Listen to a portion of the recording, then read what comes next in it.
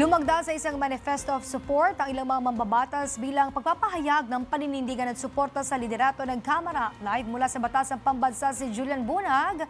Julian! Princess, matapos nga ang bali-balitang magkakaroon umano ng pagpapalit ng leader sa Kamara, pinabulaanan niya ng higit 100 kongresista sa pamamagitan ng isang manifesto of support. Nakasaad sa Manifesto of Support ng mga kongresista mula sa National Capital Region at Mindanao ang matatag na suporta para kay House Speaker Faustino Boji D. III.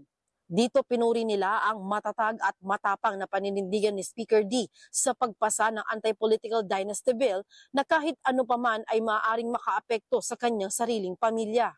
Binanggit din sa sulat ang pagbati sa tagumpay ng napapanahon at transparent na pagkakapasa ng 2026 General Appropriations Bill.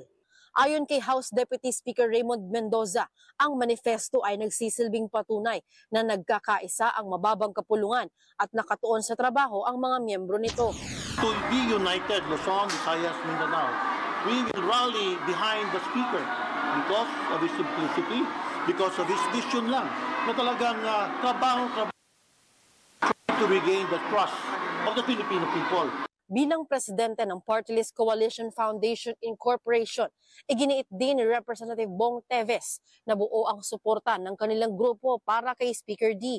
Matatandaan namang nauna ng magpahayag ng tapat at lubos na pagsuporta ang 39 na Northern Luzon Alliance ng Kamara sa pangunguna yan ni House Majority Leader Ferdinand Sandro Marcos III, kasama sina Deputy Speaker Christine Singson Mihan at Paulo Ortega V.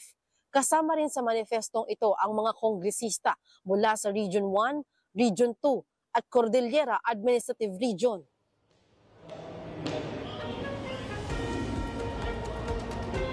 Sa panig naman, Princess, ng mga kongresista na mula sa Mindanao, naniniwala nila sila na kayang-kaya ni Speaker D na pag-isahin ang iba't ibang political blocks sa Kamara para mas matutukan pa ang legislative agenda ng bansa.